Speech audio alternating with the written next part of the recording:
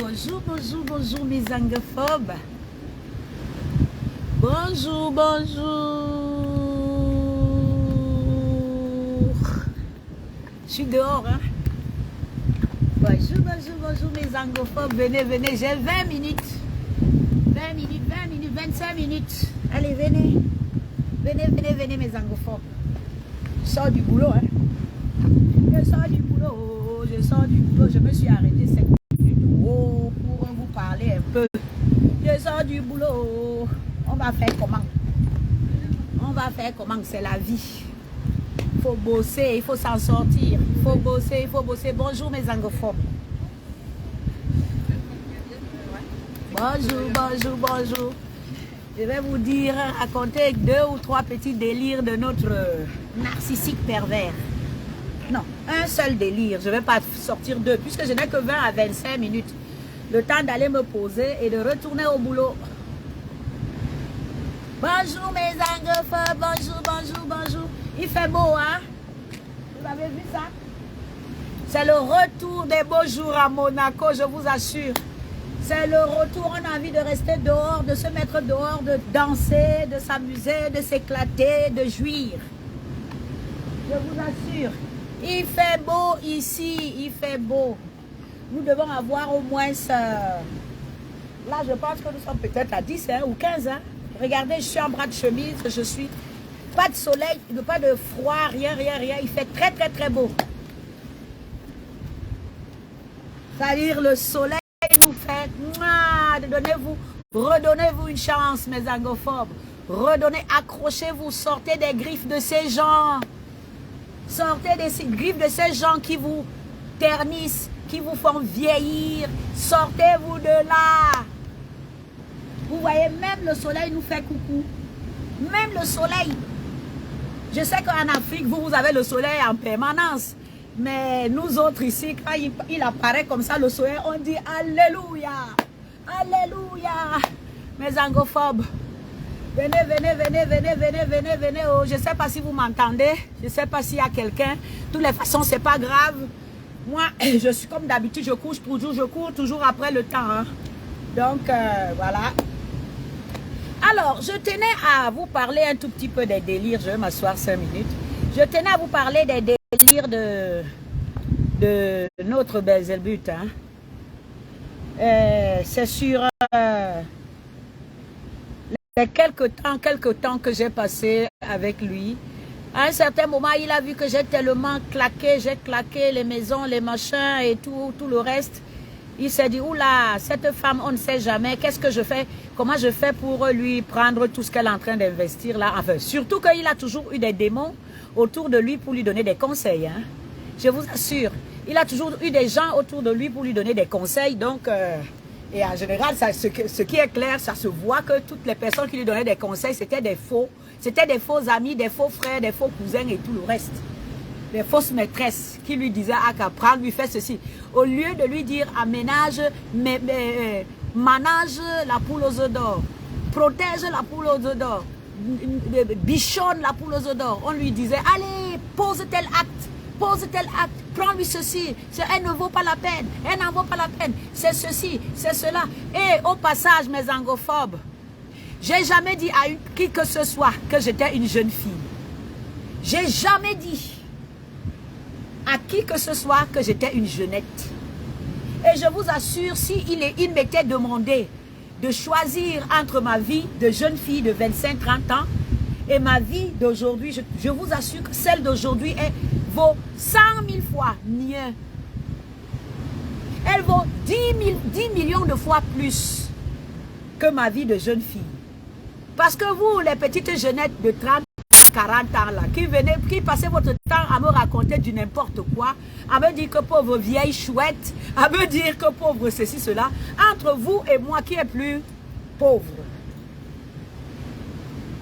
La vieillesse est dans la tête, hein? La vieillesse de l'être humain, c'est dans la tête, hein? Je vous assure, depuis que je me suis lancée dans cette bataille pour vous sensibiliser, mes pauvres chères filles, mes pauvres chères nièces, mes pauvres sœurs, chères sœurs et tout, j'ai jamais dit à quelqu'un, à qui que ce soit, que j'étais une jeunette. Jamais. Jamais de la vie. Alors, si vous avez vos délires là-bas, les mêmes délires que votre Belzébuth, Sam Sévérin Ango, ça vous regarde. J'ai jamais dit, moi je me sens très très très bien comme je suis. Et je prie Dieu pour vous de vieillir, d'atteindre mon âge et d'être comme moi, debout droit, dans ses bottes. Regardez la bête. Regardez la bête. Et je vous assure que quand même quand je me jette dans l'eau, même s'il faut faire une compétition avec vous tous là, vous les 25, 30, 40 ans, vous ne pourrez pas nager plus vite que moi. Ne parlons donc pas de course à pied, de marathon, de ceci. Vous ne pouvez pas. Vous ne pouvez pas. Donc, si la seule et unique insulte que vous avez trouvée me concernant ces vieilles chouettes, allez en chercher d'autres. Hein? Allez en chercher d'autres. La vieillesse est une bénédiction. Voilà. Je voulais vite fait vous parler d'un des délires de notre narcissique pervers à l'époque. Il est rentré dans le... Il faut qu'on fasse un enfant. Parce que pour lui, ses amis lui avaient dit que pour réussir à récupérer, après ma mort, quand il m'aura tué, pour réussir à récupérer tout ce que j'ai investi autour de lui, tout ce que j'ai mis comme argent, les projets, les machins et tout, pour réussir, il faut qu'il y ait un enfant, il faut qu'il y ait un héritier. Regardez donc, on demande à une femme de 50 ans d'aller faire des enfants. Encore, si c'est même une femme de 50 ans qui n'a jamais eu d'enfant, ça pouvait se comprendre. Mais on demande à une femme de plus de 50 ans qui a déjà eu plus de 13 accouchements qu'il faut que tu fasses des enfants pour qu'on puisse souder notre relation. Je vous assure, mes angophobes, les narcissiques, c'est des manipulateurs. Ne tombez jamais, jamais, jamais dans ce genre d'histoire. Parce qu'au moment où il vous dit qu'il faut qu'on fasse un enfant, il ment, il ne le pense pas du tout. Mais j'ai quand même accepté d'aller avec lui jusqu'au bout pour voir jusqu'où. Je vous dis qu'à peine un an après avoir rencontré cette personne, j'avais compris à qui j'avais affaire. Je vous assure. Donc je le regardais, je faisais semblant de l'écouter, je faisais semblant de le suivre dans tous ses délires. Donc celui-là, il fallait un enfant. Bien sûr, aux frais de la princesse, il savait très bien que je ne pouvais plus en faire. Mon corps ne pouvait plus supporter après tant de maternité. Et puis, je n'étais pas prête à détériorer mon corps pour quelqu'un que j'avais constaté être un irresponsable. Mais j'ai quand même suivi. Il a donc été question maintenant de déclencher le processus. Lui et moi, nous sommes tombés d'accord qu'il fallait une mère porteuse. Eh bien, écoutez, nous sommes au 21e siècle. Tout est possible. 90% des femmes dans le monde entier aujourd'hui font des enfants, des bébés éprouvettes. Moi, je connais plein de gens, même ici autour de moi, qui sont des jeunes femmes de 25, 30 ans, qui sont mariées, qui ont tout. Mais elles ne sont pas prêtes à déformer leur corps parce qu'elles veulent porter un enfant. Elles mettent tout en place, tout en place pour faire un enfant, faire un bébé. N'empêche que c'est un bébé qui est le bébé de leur époux et d'elle-même. La médecine aujourd'hui est capable de tout, elle peut tout.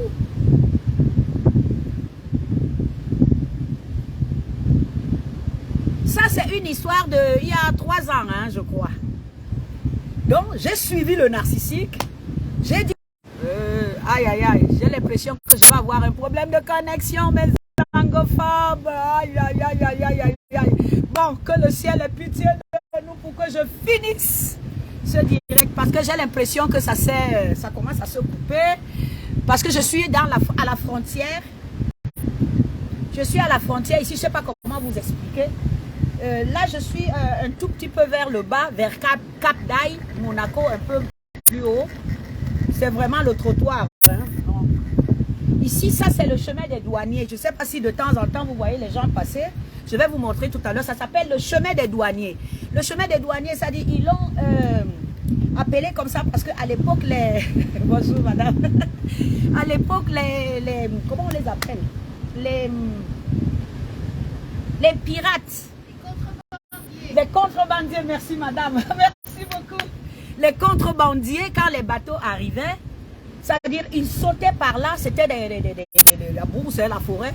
Donc, quand les bateaux arrivaient, ils sautaient par là et ils transportaient les marchandises par cette piste qui n'était pas aménagée. Je vais vous montrer tout à l'heure. Vous voyez la dame, c'est des monégasques, elle me donne l'info. Donc, les contrebandiers balançaient les marchandises de ce côté-ci. C'est pour ça qu'on l'a appelé le chemin des douaniers. Alors les douaniers partaient de partout pour leur faire le barrage sur ce chemin-ci. Donc ils faisaient le barrage tout le long. Il paraît qu'à l'époque, il y avait c'était des douaniers, des centaines de douaniers tout le long de la côte pour pouvoir les empêcher de... Enfin, si vous êtes gentils. Contrebandiers. Moi, j'ai toujours cru que c'était des pirates qui faisaient le trafic ici. Non, c'est Contrebandiers. les pirates, c'est plutôt sur la mer. Ah, contrebandier, ok, merci, c'est gentil. Merci, Vous êtes charmante. Merci. Vous faites ça pour qui? Pour le monde. Ah, d'accord. Vous avez envie d'intervenir, venez leur dire. Vous pouvez dire bonjour juste. D'accord, mais là-bas, il y a la statue à droite. Oui, la statue de Churchill, oui, je vais la filmer tout à l'heure, ouais. Et si vous passez à l'office de tourisme, il y a Oui. des documents. Oui, et pourquoi ils ont mis la statue de Churchill ici? Il a intervenu quelque part ici? Il a peut-être habité ici. Ah, il a habité ici, William Bon, je pense qu'il habitait dans cette maison où il y a la statue. Ah oui, Je pense. Churchill lui-même. Oui, il venait peut-être en résidence un mois ou deux l'été, je ne sais pas. Il faut ça vous renseigner. À l'office du tourisme, d'accord. Ils doivent avoir des documentations, c'est gratuit. Ah, merci madame, c'est gentil. Et qu'est-ce que je voulais dire Oui. Vous avez été jusqu'à la Mala? Oui, je connais. Ah, vous êtes d'ici peut-être? Oui, du coin. Merci. Très aimable. C'est gentil, madame. Merci. Vous voyez, nous, on est très gentils ici, on s'adresse la parole, c'est une monégasque. Hein, donc, elle essaye de me donner des informations sur le coin. Donc, il paraît que, enfin, pas il paraît, je la connais, la statuette, la statue de Churchill. Je vais vous la filmer tout à l'heure, à la fin de mon débat. Donc, il paraît que Churchill a séjourné ici dans une des villas là. Je vais vous montrer sa statue tout à l'heure. Alors, j'ai donc suivi le narcissique dans son délire de faire un enfant. Parce que un bébé, un enfant, il faut, surtout quand on veut le faire artificiellement, il faut des moyens, il faut mettre tout en place. Nous sommes tombés d'accord, lui et moi. Écoutez bien mes agophobes, quand on vous dit, n'écoutez pas ces gens, c'est des malades. Nous sommes tombés d'accord. Nous avons trouvé la mère porteuse. Écoutez bien, parce que moi je vous ai dit, il était hors de question que je porte un enfant, surtout avec une personne en qui je n'avais plus confiance. Vous savez, nous restons souvent dans ces relations parce qu'on se dit toujours, peut-être qu'il va changer, peut-être qu'il pourra, peut-être... C'est pour ça, 90% des personnes qui restent dans les relations avec les narcissiques pervers, c'est qu'elles se disent toujours, peut-être que, mais je vous dis, avec ces gens, il n'y a pas de peut-être qu'ils ne changeront jamais. Ils ne changeront jamais, vous perdez votre temps. En général, quand on donne ce genre de conseils, les gens disent toujours, ah, c'est parce que toi tu étais vieille, c'est pour ça que ça n'a pas marché. C'est parce que toi tu étais laide, c'est pour ça que ça n'a pas marché. C'est parce que toi tu n'étais pas riche, c'est pour ça que ça n'a pas marché. C'est parce que... Toutes ces raisons qu'on se donne sont nulles. Le narcissique pervers n'a aucune raison. C'est qu'il a un mal-être lui-même. Et du coup, il fout le bordel dans l'existence de tout le monde.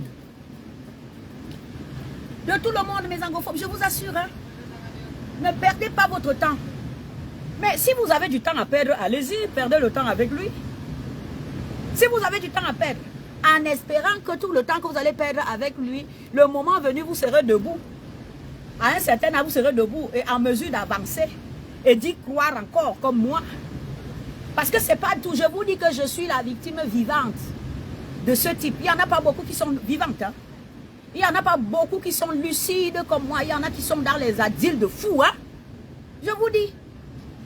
Et quand je parle du narcissisme, je ne parle pas de celui-là, je parle de tous.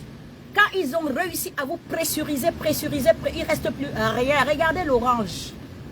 Quand vous découpez une orange, Vous la sucez, sucez. Après, vous jetez. Il n'y a plus rien. Le narcissique vous suce jusqu'à la dernière goutte. Et il vous jette. Donc, si vous avez le courage de continuer à rester, de vous dire que bon, on lui donne un peu de temps, peut-être donnons-lui encore un moment, donnons-lui encore du temps, donnons-lui encore peut-être que perte de temps inutile. Vous sortirez de là et saurez. Donc, voilà donc que je me suis dit, bon, ouais, je vais le suivre dans ce délire d'enfant. Nous avons trouvé, parce que lui, il donne les idées, lui, il veut bien faire des choses, il veut bien qu'on avance, il ne se décarcasse jamais dans quoi que ce soit, mes anglophones. Quel que soit le projet que vous allez ourdir sur le lit, dans le salon, dans un voyage de plaisance avec ces gens, il fait semblant d'être avec vous. Et en général, à 90%, c'est même lui qui apporte l'idée. C'est même lui qui a envie que vous fassiez telle chose, telle chose, telle chose. Mais il ne suit pas. C'est pour ça que je vous dis que tout ce qu'il vous dit au moment T, il vous dit le truc, mais il n'est pas là. Entre-temps, vous prenez au sérieux. Vous vous dites, je suis quand même une personne d'un certain âge. Oh, qu'est-ce qu'il est bien, qu'est-ce qu'il est gentil. Surtout le narcissique, comme on vous dit, il se calque à vous. Il se calque à ce que vous êtes. Quand il voit que vous êtes une personne, une femme battante, vous êtes une femme qui a envie d'avancer, de faire les choses, il vous donne l'impression qu'il est partant avec vous dans cette bataille. Il a envie d'avancer avec vous, il a envie de construire avec vous, il a envie d'investir avec vous. Mensonge! Donc, j'ai trouvé la mère porteuse, j'ai trouvé la dame, le médecin qui devait faire l'insémination en question, Madame Gouette-Belle de la clinique à Douala, là, qui fait des inséminations artificielles. Je suis allée la rencontrer. Je suis allée la rencontrer avant d'aller la rencontrer parce que tous ces projets-là, moi j'étais ici à Monaco. Entre-temps, Sam Séverin Ango, qui était sur le terrain, bien sûr, il m'a dit oui par rapport à ce projet. Il a amené le projet et tout, et tout, et tout. Sachant que chaque fois qu'il y a un projet comme celui-là, bon, par rapport à telle chose, tac, envoie de l'argent. Je vais vous raconter. Donc, la mère porteuse déjà, c'est une jeune fille que j'ai trouvée de ma famille comme ça à aider. Hein? Elle était d'accord, j'ai commencé à l'entretenir, j'ai commencé à lui faire des examens parce qu'il faut faire des examens à ce genre de personnes pour savoir si elle n'a pas toutes les maladies, si elle est porteuse, si elle a un bon bassin, si elle a une bonne instruction. Parce que personne ne peut vouloir faire un enfant. Qui c'est qui m'appelle à cette heure-ci? Oh là là. Personne ne peut vouloir faire un enfant avec une personne qui n'a pas un background, un brin d'intelligence. Oui, allô? Allô? Donc, voilà. Donc, la mère porteuse dont j'ai commencé à m'occuper, lui-même, il était question qu'il descende à la clinique de Gouette-Belle. Il est arrivé là-bas, à la clinique. On lui a donné une série d'examens qui a coûté dans les 6 à 800 000 francs CFA. Tous les examens. Parce que vous savez, comme je vous dis souvent avec toutes ces maladies, on a essayé de voir si... il y a des trucs qu'on peut rattraper, s'il y a des traitements qu'il doit prendre, le spermogramme et tout, et tout, et tout. Et il y a certains examens qu'il devait faire étant cool, posé. Donc, il fallait qu'il se pose pendant une semaine pour qu'il puisse, je pense que c'était une semaine ou 10 jours, il était question qu'il se pose pour pouvoir faire ces examens-là. Bien sûr, quand Superman doit se poser, il faut qu'on claque des sous. Donc, et lui, pour se poser à Douala, par exemple, il lui faut l'hôtel de 4-5 étoiles, aux frais de la princesse. Je vous dis, hein, je vous raconte mes épopées. C'est pour ça que je vous dis que quand vous restez dans les relations avec ce genre de personnes, soyez sûr que vous aurez la niaque, la force, l'énergie de Geneviève Gontama pour sortir de là, propre, clean et en santé surtout. En santé. Parce que c'est bien beau de dire que je vais rester vraiment peut-être que. Mais le jour où vous partez de là, vous êtes une loque. Une loque.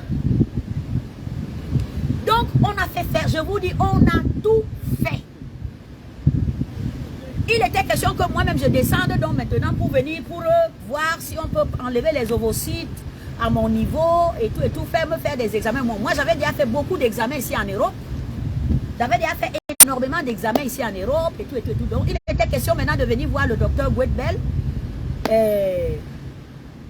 au Cameroun, à Douala. Je descends donc. Écoutez bien. Tous les examens de Sam Severin-Ango, de la mère porteuse, j'avais déjà tout mis en place. Tout était déjà prêt pour que quand je descends, on prend les ovocytes, on fait l'insémination. Il n'y avait que moi qu'on attendait. Je descends donc au Cameroun. Je trouve que monsieur est dans ses vadrouilles à Yaoundé. Je le cherche pendant 3, 4, 5 jours. Je ne le trouve pas. À l'époque, j'étais avec une de mes soi-disant belles-sœurs que je croyais à l'époque être une belle-sœur. Mes anglophobes, faites attention aux belles-sœurs que les narcissiques vous présentent. Mensonge. Mensonge. Je vous ai expliqué que le narcissique fonctionne avec ça. La mère, il tape dedans. La tante, il tape dedans. Les cousines, soi-disant cousines, il tape dedans. Les enfants, il tape dedans. Il tape dans tout ce qui bouge. Puisqu'il a 7 ans dans sa tête, est-ce qu'il connaît la relation? Est-ce que le narcissique sait respecter la relation mère-fils? Fils-père. Père, machin. Ce n'est pas un problème. Il n'a pas cette notion-là. J'espère qu'un jour vous comprendrez jusqu'où ce que je suis en train d'essayer de vous expliquer. La légèreté, c'est-à-dire le vide du narcissique. C'est-à-dire, c'est la cabeza est vide. Il n'y a que de l'eau. Même l'eau, on peut dire que l'eau au moins se pèse. Il y a quelque chose vide. Donc, à l'époque, on l'a cherché dans tout Yaoundé. Je suis allée à Andorre. Où est l'homme? L'homme pour qui je venais pour qu'on aille voir le médecin qui devait faire les inséminations artificielles. L'homme est porté disparu. Finalement, à force de tourner, écoutez bien mes déboires avec ce type. Donc, les gens qui viennent m'écrire pour me dire, ah, vraiment, ceci, cela. Hein, quand vous voyez une femme atteindre mon niveau, je vous ai toujours dit ça, malgré le fait qu'il m'a ruiné, malgré le fait que je n'ai plus rien. Mais sincèrement, vous pensez sincèrement que je peux venir faire tout ça aujourd'hui parce que j'ai besoin de quelque chose encore auprès de ce type? Parce que je demande quelque chose? Je vous le dis tous les jours que c'est moi qui ai annulé ce mariage. Moi, je n'en pouvais plus. Il n'y a jamais eu mariage. Il n'y a jamais rien eu. C'est des personnes qui sont incapables de construire une vraie relation avec qui que ce soit. Avec qui que ce soit, mes anglophones. Il ne peut rien construire avec personne. Et la solution, c'est de se barrer, de se casser. La solution, c'est de se casser. Vite fait, bien fait. Envoyez-moi les cœurs, non, mes angogos. Eh, mes chéris, mes petits cœurs. Je ne vais pas rester longtemps. Hein. Je sais que bientôt, c'est midi. Donc, voilà donc comment finalement on réussit à le choper à Yaoundé. Ou bien il était dans les cuisses de laquelle des putes, on ne sait pas. On réussit finalement à le choper à Yaoundé. Vous vous rendez compte, j'avais pris l'avion d'ici là jusqu'au Cameroun pour venir faire. Et c'est lui qui avait apporté le projet. C'est lui qui a mis le projet d'enfant d'un héritier entre lui et moi. C'est lui. Et c'est lui qui voulait l'argent. Oh, pour qu'il fasse les examens, il faut faire 1 million. Oh, il faut 1 million. Oh, le gars en une semaine parfois, il te fait dépenser 3, 4, 5, 6 millions parce qu'il a toujours un petit quelque chose qui sort de quelque part pour que tu claques de l'argent. En fait, il n'est même pas là-dedans avec toi. Mais il sort toujours un truc. Toi, tu es à 9000 km. Il a toujours un truc. Si je vous dis le nombre de fois où ce type est allé se coucher dans les hôpitaux, de connivence avec les médecins, il va se coucher dans un hôpital, dans une clinique. Le médecin m'appelle, oh madame, vraiment, vous savez, votre mari est en train de mourir, hein, vraiment, il faut, c'est grave, hein, il faut faire il faut des examens, il faut ceci, cela. Même s'il a un argent que je venais de lui envoyer, ça fait 2 jours. Il s'en va se coucher quand même à l'hôpital et on m'appelle que vraiment, il faut faire quelque chose parce que ça ne va pas, il va mourir. Crac!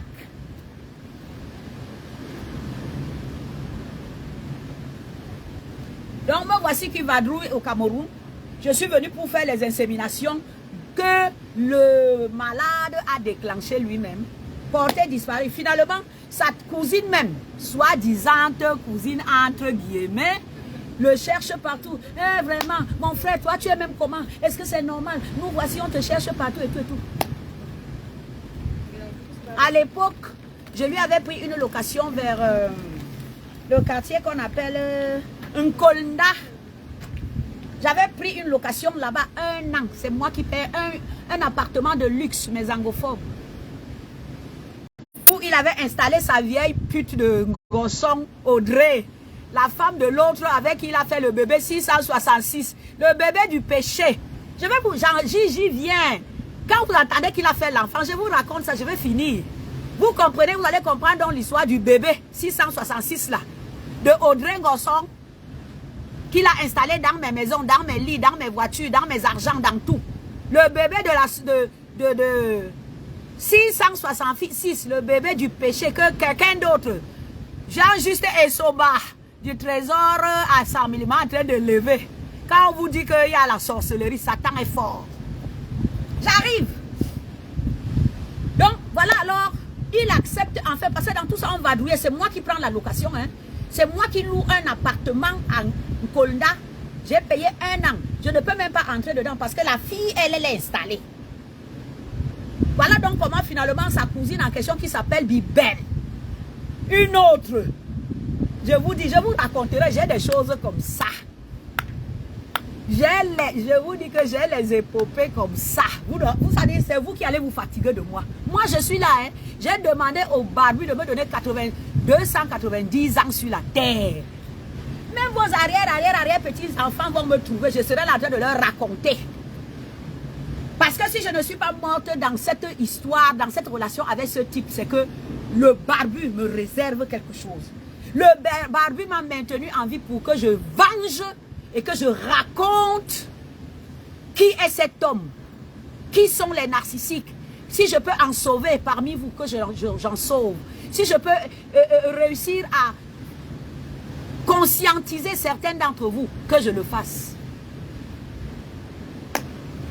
Donc, voilà donc finalement, il accepte, il nous indique, alors il nous dit que bon, venez en Kolda, vraiment, je suis là. On ne sait pas d'où il sortait, des jours et des jours, on ne sait pas d'où il sortait. Voilà comment je me retrouve dans le taxi, dans tout ça, j'ai mes voitures. Il conduit mes voitures, hein. Moi, je suis dans les taxis. J'ai mes voitures. Je suis à Yaoundé dans les taxis. Je cherche le soi-disant mari. Mes angophobes. Je cherche le soi-disant mari. Finalement, on arrive. Ça dit, il traîne les pas. Il ne m'a pas vu depuis peut-être 3 mois. Mais tous les jours, il est au téléphone. Envoie l'argent. On a dit que tel examen. Envoie l'argent. On a dit que tel ceci. Envoie l'argent. Il apprend que je suis au Cameroun. Il ne me cherche pas. Ce jour-là, quand sa cousine a parlé, bavardé, on l'a enfin vu. Il traînait les pieds. Si je vous dis que je suis arrivé un jour au Cameroun, Sam Séverin Angoma fait la bise, même à la joue, c'est que je vous mens. Si je vous dis que je suis arrivé un jour au Cameroun, Sam Séverin Angoma, je trouve que peut-être il a dit à ses prostituées de filles là que votre mère qui vous loge, qui vous paye les études, qui vous soigne quand vous êtes malade, qui vous fait tout, elle arrive, faites-lui un petit repas pour l'accueillir. Si ils l'ont fait un jour, c'est que je vous mens. Vous qui venez me juger, écoutez bien. Vous qui venez juger, écoutez. Si vous pouvez supporter ça un jour, un mois.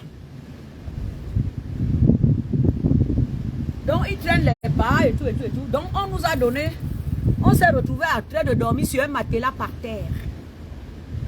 Alors que quand je prends les maisons, je meuble.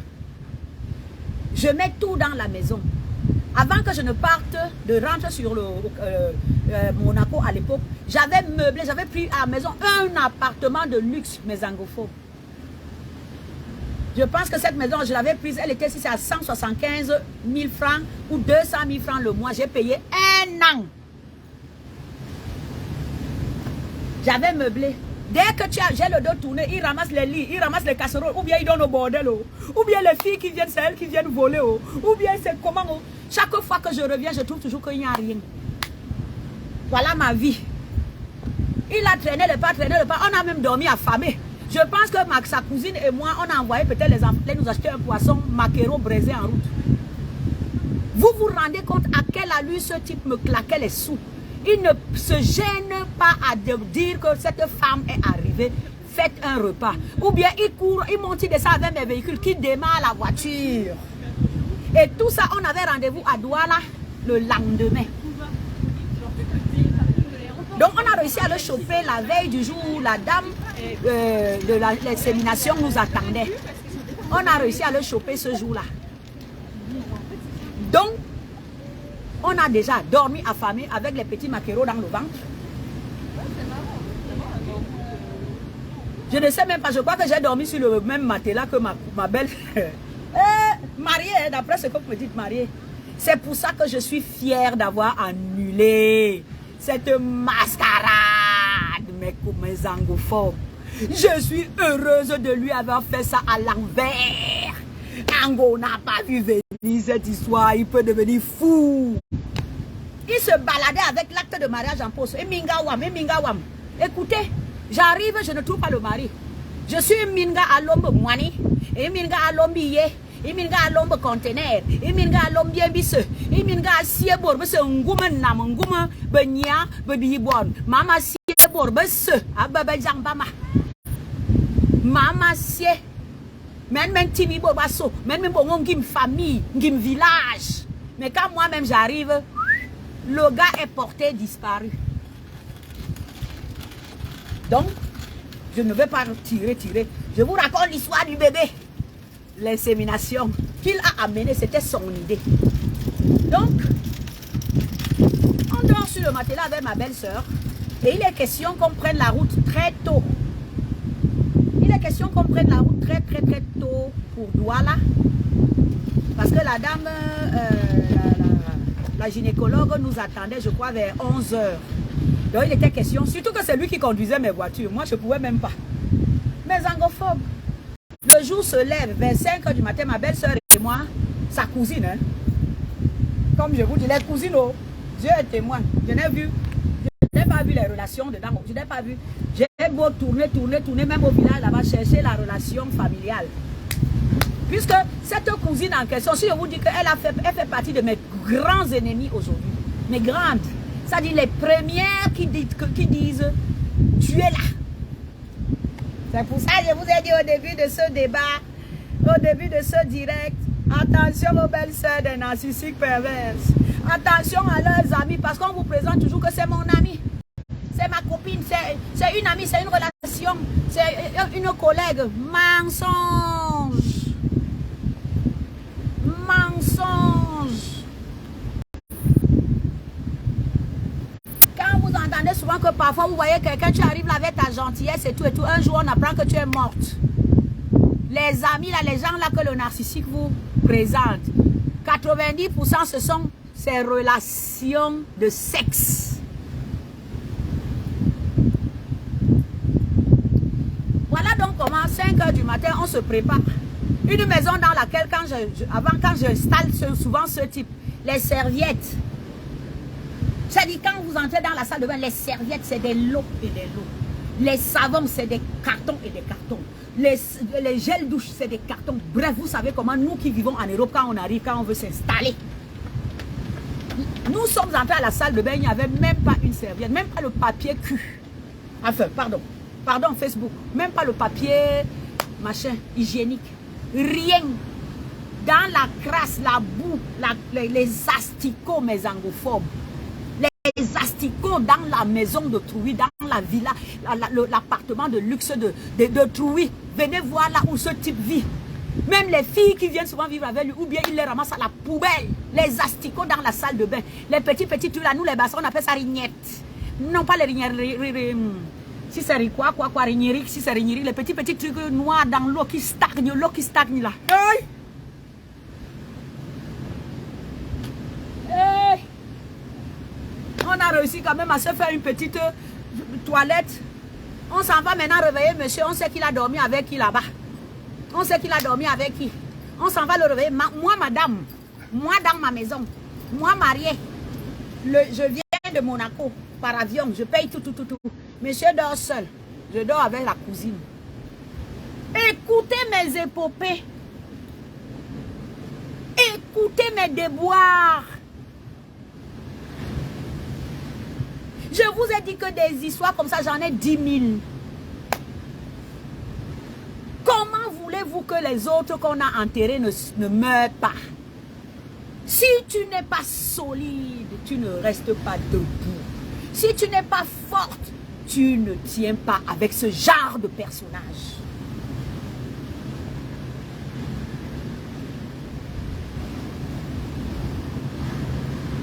On s'en va donc le réveiller. Je pense que c'est même sa cousine qui allait le réveiller parce que moi je suis une fille bassa, je vous ai toujours dit, je suis tellement fière. Moi on ne me la fait pas, je vous assure. Je suis tellement fière et je sais, j'ai la chance que Dieu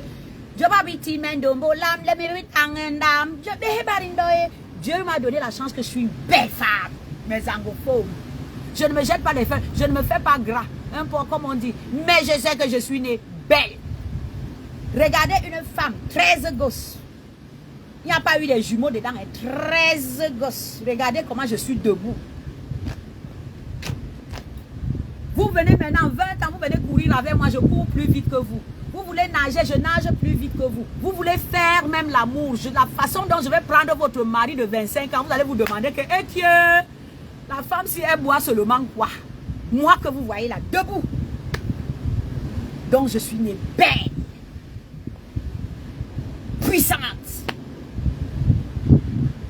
Donc une comme moi, je ne pouvais pas. Je vous dis que ça fait des années, ce type ne m'a plus jamais vu nu. Il marchait seulement avec son acte de mariage dans la poche, que ma femme pour m'escroquer. Il ne m'a plus jamais vu, je vous assure. Je lui ai fait ça dur. Et quand il rencontrait ses amis, il me court après, une vieille femme, une machin. Le genre de jeune garçon qui me touche dans ma vie, toi là, le Samuel Ango, tu les vaux. Là où tu rases derrière les murs là. Si tu es un homme, va récupérer ton bébé 666. Qui m'appelle là? Oui, Mado. Tu es où? Tu es à Monaco? Ah, écoute, je suis en train de faire un direct. Va regarder, je finis là, je t'appelle. Je suis en train de faire, je finis dans moins de 10 minutes là. C'est ma fille Mado, ma fille d'amour. C'est elle qui me garde ici. Hein? Oui, chacun a sa part, mais c'est une fille Boulou de Djoum. Je vous raconterai cette histoire. Angola appelé pour lui dire que ma copine, hein, mon jam, voilà. Quand il a déclenché qu'il veut me nuire, il veut foutre le bordel, il appelle mes enfants ici à Monaco pour leur dire que vous ne la connaissez pas. Hein? Elle est mauvaise. Les filles qui sont avec moi depuis plus de 10-15 ans.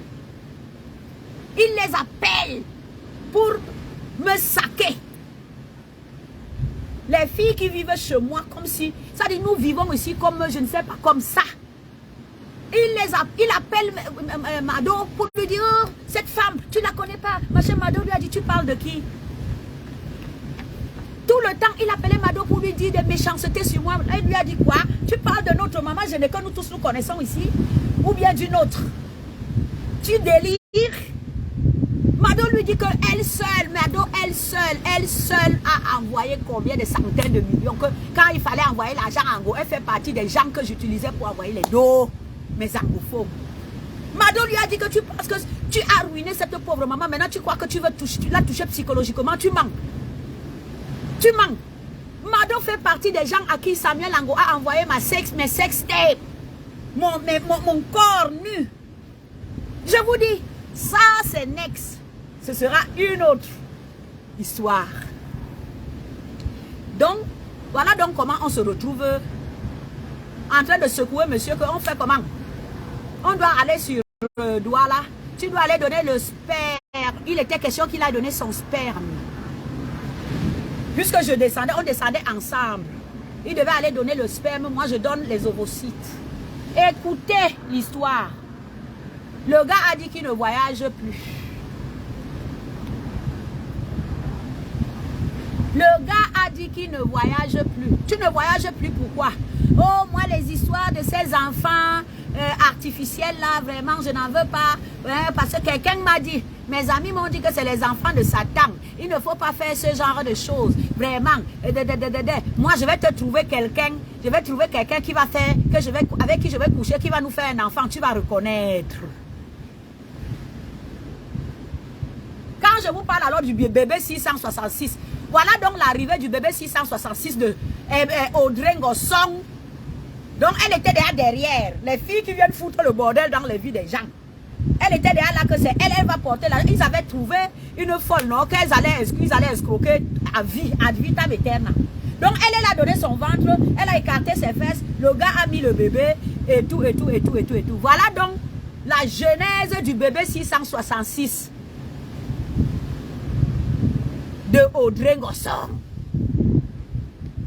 Le gars a amené le projet du bébé et tout. J'ai mis tout ce que j'ai eu à mettre dedans. Ça m'a pris plus de 10 millions, mes anglophos, pour préparer cette histoire. Jusqu'à présent, j'ai de l'argent là-bas à la clinique de Madame Guedbel. J'ai de l'argent, une avance que j'ai laissée là-bas. J'ai de l'argent là-bas. Je ne sais même pas comment je vais faire pour aller récupérer ça un jour.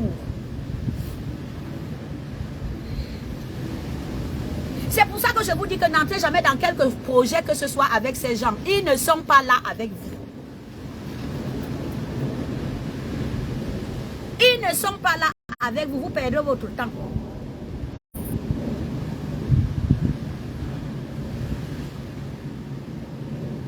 On a déclenché. Comment tu peux faire ça? Et moi, toujours fière. Toujours droite dans mes bottes. La tête, c'est sa cousine qui était en train de lui dire que mon frère, est-ce qu'on fait ça? Pourquoi tu n'as pas dit à cette femme qu'elle ne prenne pas l'avion pour venir faire? Vous avez monté un projet ensemble. Maintenant que le projet veut aboutir et tout, tu dis que tu ne voyages plus. Elle fait donc comment? Elle fait comment? Je suis restée stoïque. Je vous assure. Stoïque. Comme si ça ne me concernait pas. Même pour sortir de la maison, il a fait son cirque et tout. Parce que c'est un gars qui fonctionne au chantage. Peut-être tout le cinéma qu'il faisait là, c'était que il fallait peut-être que j'enlève un 5 000 € ou un 3 000 € pour lui dire que ouais, vraiment, comment toi aussi tu peux faire ça, avec tout ce qu'on a déjà mis en place, avec toutes les dépenses qu'on a déjà, voilà alors 3 000 ou 5 000 €, mets dans la poche, viens, tu pars, s'il te plaît, viens me donner le sperme, va me donner ta sémence pour qu'on fasse un bébé. C'était ce qu'il voulait. Il fonctionne au chantage. Tout pour lui est occasion de racketter les êtres humains. Tout est occasion pour Sam Sévérin Angolo, narcissique, malade, pervers, de racketter les êtres humains. Allez, chaîne. Allez, chaîne. On est sorti de là, mes voitures garées dans sa cour. Parce que je vous assure que parfois j'arrivais comme ça, il avait toutes les clés de voiture. Il ne me donne même pas la clé d'une des voitures, que comme tu es là, monte, tu descends. Il était question qu'on descende à Douala avec un des véhicules. Le gars est resté couché dans son matelas. Voilà la soeur, sa cousine et moi. Il est 6 h du matin dans le noir. On commence à sortir du quartier jusqu'en route pour aller faire l'OPEP. Je vous dis que mes anglophos, vous ne pouvez pas imaginer ce que j'ai enduré. Vous ne pouvez pas. Vous ne pouvez pas. Me voici. On a déjà rendez-vous. On a rendez-vous à Douala, chez Madame Guedbel. On fait comment? Déjà même pour sortir du quartier, pour arriver en route. Commencer à faire le PEP. Commencer à faire ceci. Une femme qui a des voitures, qui a tout donné à un homme. Je ne peux même pas jouir de mes biens. Voilà comment on s'est retrouvé en route. 6 h du matin, on pouvait même nous égorger. Un taxi pouvait même nous amener. On ne sait pas où.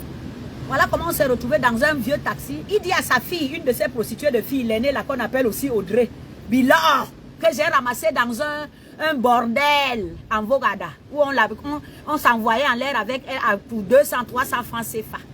On lui dit, va les accompagner en route, comme une vulgaire bordel qu'on a ramassé. Et ces filles, là, je vous dis, ces filles, vous qui vivez avec ce type, faites attention à ces filles sont complices. C'est avec ces filles qu'il fait les choses. Parfois, vous trouvez ces filles avec une femme. On dit, c'est notre copine. Mensonge! Mensonge! C'est pour ça qu'elles sont en train de la déchéance. Déchéance, pactisée avec un papa diabolique. La déchéance ad vitam aeternam. De génération en génération. Donc voilà comment je me suis retrouvée à Douala. Devant le docteur, la gynécologue, docteur Guedbel. Mais où est le hango? portée disparue. Et vous savez, c'est une femme Bassa. Elle a commencé à me parler en Bassa. À me dire des choses en Bassa. Je lui ai dit, Manqué, je sais. J'ai compris tout ce que tu me dis là, j'ai compris. Mais c'est que je suis une Africaine. Je continue à l'observer. Ne t'inquiète pas, je ne suis plus dedans. J'ai compris depuis. Vous comprenez, non? Voilà donc. Il avait déjà lavé le cerveau de l'autre petite imbécile prostituée de Audrey Gosson qui se croit, qui a cru qu'elle a trouvé l'homme de sa vie. Elle a trouvé le meilleur qui lui avait dit, Ango lui avait dit qu'il est un milliardaire et que c'est moi qui cours derrière lui. Il ne veut pas de moi, machin, machin. S'il te plaît, moi qui suis arrivé, qui ai construit des maisons, qui ai fait des projets, monté toutes sortes de projets, les porcheries, les poulaillers, tout, les projets de radio, les projets d'hôtel, de stations de service, il a mangé tous ses argents. Mais il dit que Audrey Gosson a ramassé un diamant. C'est moi qui suis venu ramasser un type qui vivait dans le WC. Mais il dit que ces bordels l'ont ramassé et qu'elles ont nettoyé le diamant qui était dans la forêt, dans la boue. Depuis que j'ai abandonné le diamant, j'attends qu'on me dise qu'on lui a construit un château. Puisque moi, je n'avais construit que des taudis. Je n'avais rien fait. Je lui donnais seulement les brouettes. Mais Land Cruiser et consort, c'était des brouettes. Depuis là, je mets l'oreille comme ça. J'attends qu'on me dise que comme il a les plus belles, les plus riches, les milliardaires, qu'on me dise qu'on lui a acheté un jet privé. Parce que la fille là, qui est là maintenant, les femmes là, vous toutes là, à qui il vient dire, vous allez vous occuper. Achetez-lui le jet privé parce qu'il n'y a que ça que je lui ai pas donné.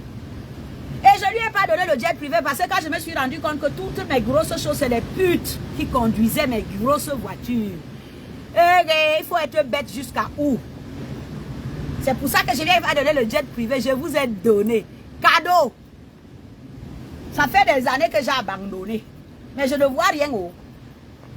Je ne vois rien haut. Qui s'est fait haut? Je ne vois rien qui s'est fait haut.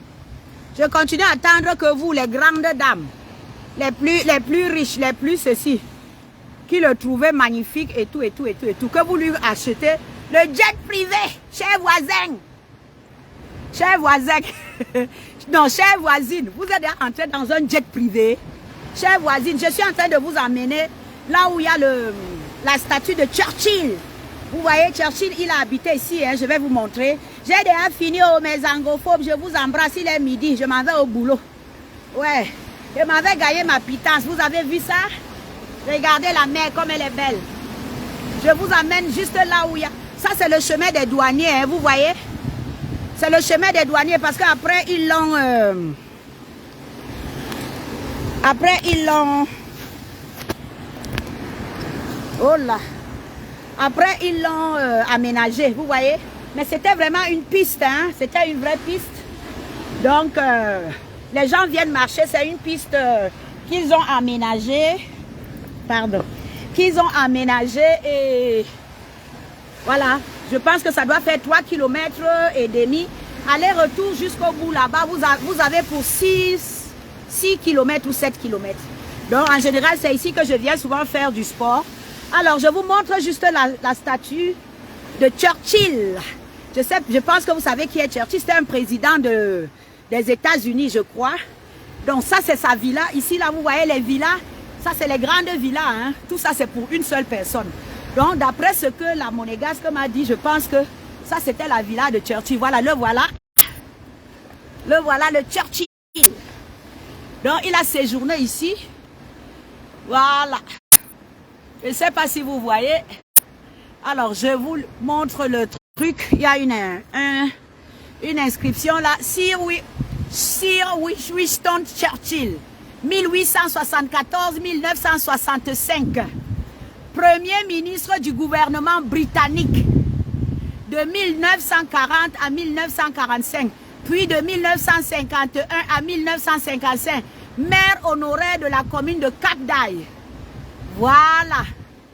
Cette œuvre créée par l'artiste Cécile Raynal et offerte par un généreux donateur a été érigée dans la villa Caposina, ancienne propriété de Lord Beaverbrook, hôte régulier de Sir Winston Churchill le 1er octobre 2022 à l'initiative du maire de Cap d'Aille.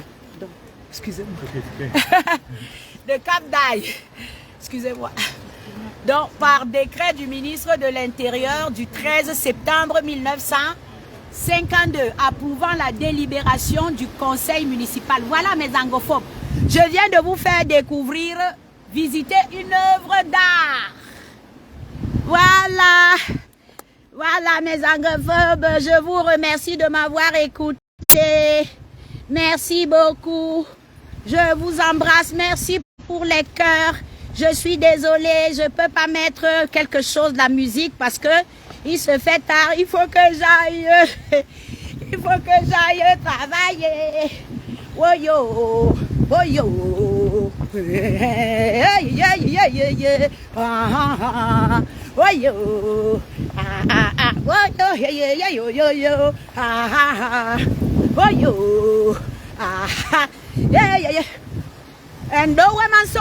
Je vous chante une chanson de ma mère de l'époque. Vous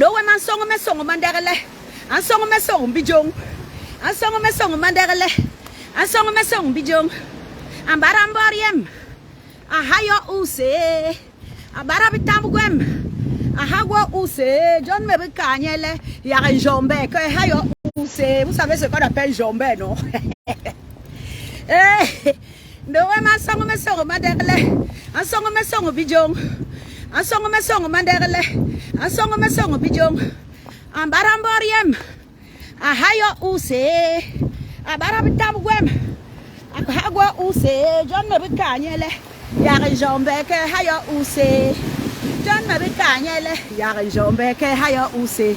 Profitez du paysage.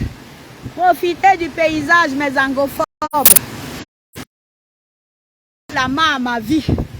Là où la main ma vie, regardez. Quelqu'un va venir me dire que je pleure qui? Je pleure un pygmée de la forêt. Surtout que moi-même, je suis une fille de la forêt.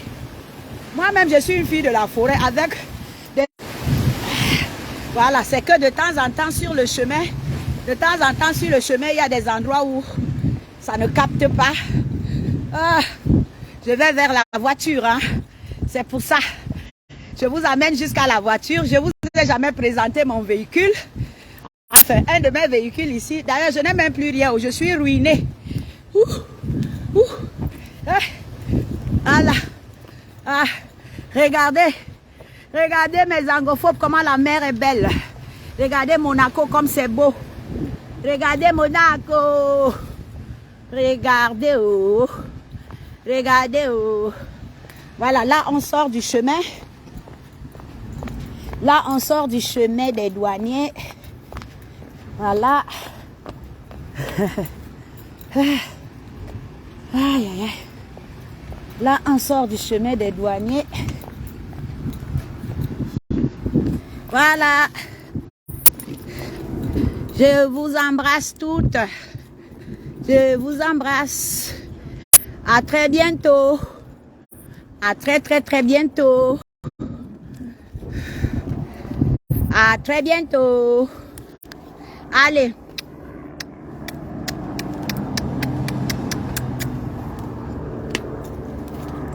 Très, très, très bien. Merci d'avoir écouté. Merci, merci.